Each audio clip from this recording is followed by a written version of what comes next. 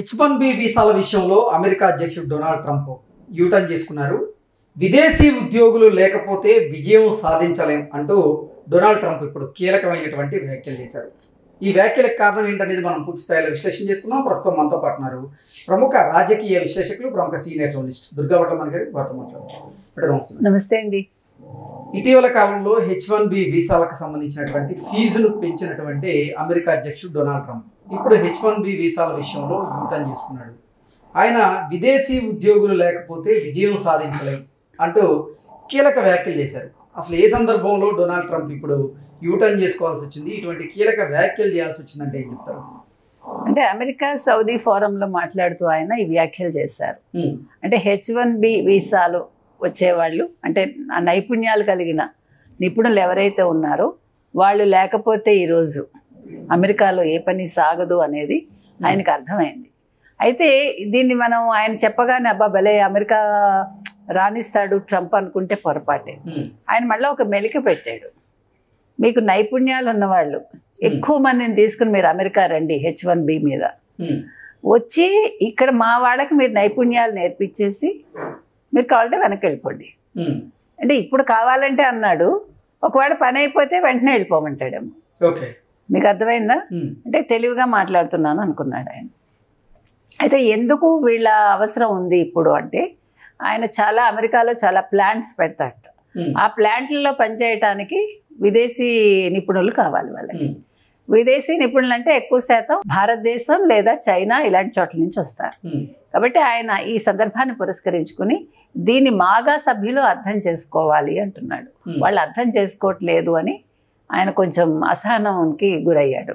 మాగా సభ్యులంటే make America great again అనేది మాగా. సో వాళ్ళ గురించి ఆయన మాట్లాడాడు. ఏది ఏమైనా అప్పట్లో $1,00,000 చేశాడు ఆయన, మీకు తెలుసు H1B వీసాకి. మళ్ళీ దాని మీద కాదు, ఆల్రెడీ ఉన్న వాళ్ళకి అక్కర్లేదు, కొత్తగా అప్లై చేసుకునే వాళ్ళకంటూ మళ్ళీ దాన్ని మార్చాడు.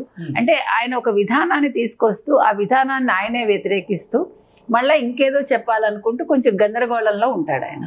అంటే అసలు డొనాల్డ్ ట్రంప్ రెండవసారి అమెరికా అధ్యక్షుడిగా ప్రమాణ స్వీకారం చేసిన తర్వాత ఆయన తీసుకునేటువంటి నిర్ణయాలు, ఆయన వైఖరి మీద తీవ్ర వివాదాలు అయితే వచ్చాయి. మనం చూస్తూనే ఉన్నాం. ఆయన తీసుకునేటువంటి నిర్ణయాల వల్ల కేవలం ఇతర దేశాలకు సంబంధించినటువంటి సభ్యులే కాదు, అమెరికన్లు కూడా ఇబ్బందులను ఎదుర్కొన్నటువంటి సందర్భాలు అయితే ఉన్నాయి. నిజంగా భారత ఉత్పత్తుల మీద భారీగా ఆయన సుంకాలు విధించారు. అయితే ఆ ఉత్పత్తుల్ని దిగుమతి చేసుకునే విషయంలో ఇప్పుడు కొంతమంది అమెరికన్లు కూడా తీవ్ర ఇబ్బందులను అయితే ఎదుర్కొంటున్నారు. ఇలా అసలు డొనాల్డ్ ట్రంప్ వైఖరి, ఆయన మాట తీరు, ఆయన ఆలోచనలు అయితే కొంచెం భిన్నంగా ఉంటాయి. వీటిని ఎలా చూడాలంటారు? అంటే ఆయన అనుకుంటాడు కోడి కుంపటిలు అయితే తెల్లారదు అనుకుంటాడు, భారతదేశం అదే ఇబ్బందులు పడిపోతుందని. కానీ మోదీ ఇంకా గట్టి మనిషి. అందుకని మనకి ప్రతిదానికి ఒక ప్రత్యామ్నాయం మనం చూసుకుంటాం. నువ్వు కాకపోతే ఇంకో కంట్రీ. ఇప్పుడు రష్యాతోటి మనం చమురు దిగుమతుల మీద మనం ఒప్పందాలు చేసుకుంటే దాన్ని భరించలేడు, అంతే కదా. సో అందుకని తాడి తన్నేవాడు ఉంటే తల తన్నేవాడు ఉంటాడని ఆయన అనుకుంటున్నాడు. కానీ ఇప్పుడు ట్రంపే దిగొచ్చినట్టుగా. అంటే H1B వీసాల రుసుము పెంచడం దేనికి, మళ్ళీ ఇప్పుడు విదేశీ ఉద్యోగులు కనుక లేకపోతే మనం విజయం సాధించలేమంటూ ఆయన మాట్లాడడం దేనికి? అంటే రియలైజేషన్ వల్లే ఇప్పుడు ఇటువంటి వ్యాఖ్యలు చేశాడు డొనాల్డ్ ట్రంప్ అంటే ఏం చెప్తారు? ఖచ్చితంగా ఇవాళ ఆర్థికంగా వాళ్ళు చాలా ఇబ్బందులకు గురి కాబోతున్నారు, ఇప్పటికే అవుతున్నారు.